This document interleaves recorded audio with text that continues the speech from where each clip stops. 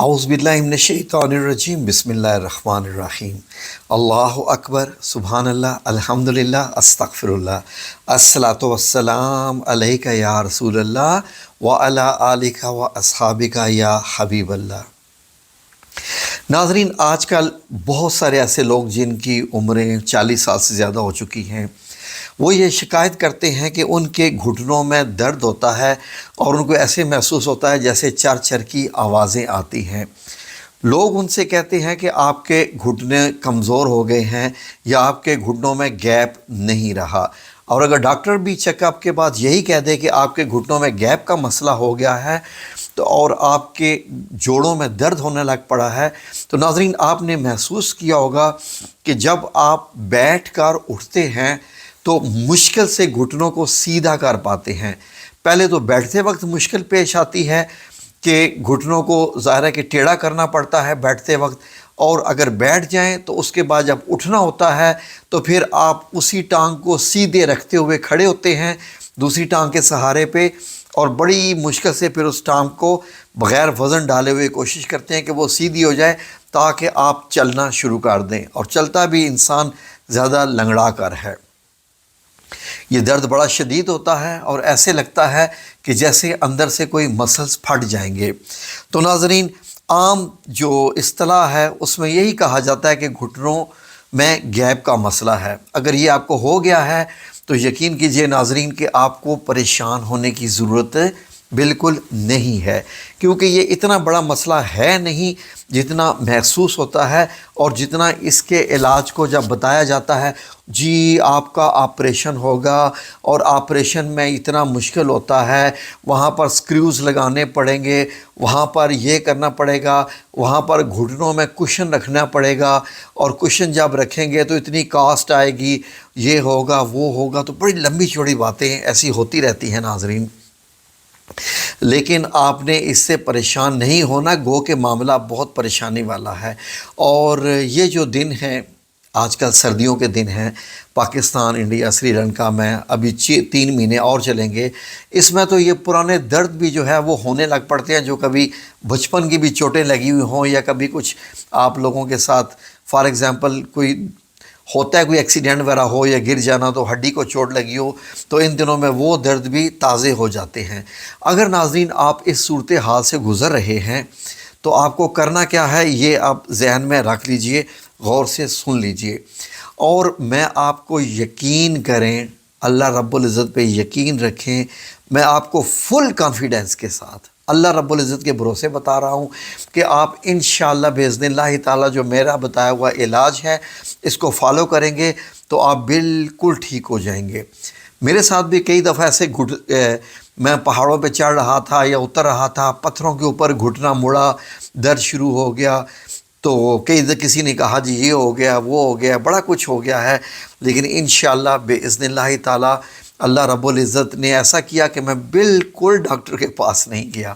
اور میں نے یہی علاج کیا اور میں چند دنوں میں ٹھیک ہو گیا۔ میرے خاندان میں بہت سارے اور بھی ایسے بزرگ ہیں جنہوں نے جب یہ علاج کیا تو بالکل ٹھیک ہو گئے۔ آپ کو بھی یہی علاج کرنا ہے، اور علاج ہے کیا آپ غور سے سن لیجئے۔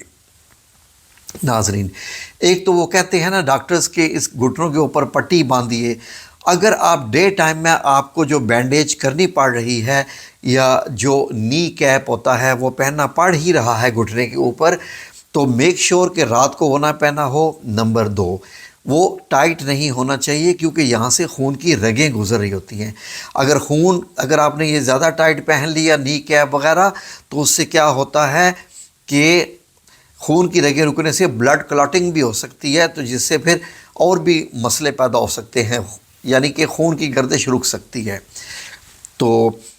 رات کو آپ نے اتار کے سونا ہے، لیکن علاج سنیے، علاج جو میں آپ کو بتانے جا رہا ہوں وہ تو میں نے کنڈیشن بتائی تھی کہ لوگ جو ہے وہ نی کیپ پہن لیتے ہیں کہ ٹانگ گرم رہے۔ اب آپ نے کیا کرنا ہے کہ مکمل سنیے، ذکر، اذکار، وظائف اور علاج اس کا یہ ہے۔ صبح اٹھتے ہی نہار منہ آپ نے 1 چمچ زیتون کے تیل کا پینا ہے۔ اگر آپ کو کوئی بلڈ پریشر وغیرہ کا ایشو ہے، بلڈ پریشر رہتا ہے، تو وہی تیل کی چمچ کو آدھا کر لیجئے، یعنی چائے والا چمچ استعمال کرنا شروع کر دیے۔ صبح نہار منہ آپ نے یہ زیتون کا تیل، اولیو آئل، اس کا یہ تیل آپ نے 1 چمچ روزانہ پینا ہے۔ اب رات کو آپ نے کیا کرنا ہے کہ رات کو سونے سے پہلے نیم گرم دودھ کے ساتھ 1 ہلدی کا چائے کا چمچ اس میں دودھ میں ملا کے پینا ہے، اور آخری سیپ تک اس کو ہلا کے پینا ہے، کیونکہ ہلدی دودھ میں جا کر نیچے بیٹھ جاتی ہے۔ یہ نہ ہو کہ آپ دودھ پی لیں اور ہلدی نیچے ہی بیٹھی رہ جائے۔ اچھے طریقے سے آپ نے چمچ سے اس دودھ کو ہلانا ہے یہاں تک کہ وہ دودھ پیلا ہو جائے، اور پھر پینے کے دوران بھی دودھ کو ایسے ہلا کے گھما کے پینا ہے۔ اور آپ نے کیا کرنا ہے، روزانہ کے 3 کاجو، 1 2 3، نہ ہی 2، نہ ہی 4، نہ ہی 5، 3 کاجو گن کر یہ آپ نے کھا لینے ہیں۔ اور ساتھ میں ذکر کیا کرنا ہے، آپ غور سے سن لیجئے، جو آپ نے وظائف کرنی ہے وہ یہ ہے: یا سلام، یا مومن، یا اللہ 100 بار صبح، 100 بار شام، یا رحمان، یا رحیم، یا کریم 100 بار صبح، 100 بار شام، اور لا حول ولا قوت الا باللہ 100 بار صبح، 100 بار شام، اور اس کے بعد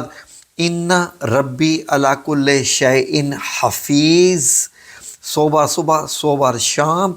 اور آیت کریمہ 40 بار صبح، 40 بار شام، لا الہ الا انت سبحانک انی کنت من الظالمین۔ اور اب آپ نے کرنا کیا ہے، غور سے سن لیجئے کہ اس دوران میں جب آپ یہ ٹریٹمنٹ کر رہے ہیں، آپ نے زیادہ آرام کرنا ہے اور گھٹنے کو نرم کپڑے سے لپیٹنا ہے، ٹائٹ نہیں لپیٹنا۔ نرم لپیٹنے سے کیا مراد ہے کہ اس کو گرمائش ملے، گرم ہوا نہ لگے، ٹھیک ہے؟ اس کی ایک قسم کی جیسے ٹکور کرنی ہوتی ہے، اس سے صرف یہ ہوگا کہ جلدی ہیلنگ ہو جائے گی، اور انشاءاللہ باذن اللہ تعالی 1 ہفتے کے اندر آپ بھول جائیں گے کہ آپ کے گھٹنے میں کسی بھی قسم کی کوئی پرابلم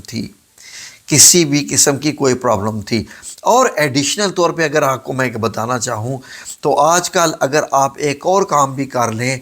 کہ صبح 8 سے 9 بجے کے بیچ میں جو آج کل کی دھوپ ہوتی ہے، میں آج کل کے موسم کی بات کر رہا ہوں، دسمبر ختم ہونے والا ہے، جنوری فیبری کی بات کر رہا ہوں، آپ نے کم از کم آدھا گھنٹہ یا 1 گھنٹہ دھوپ میں بیٹھنا ہے۔ جی، دھوپ میں بیٹھنا ہے۔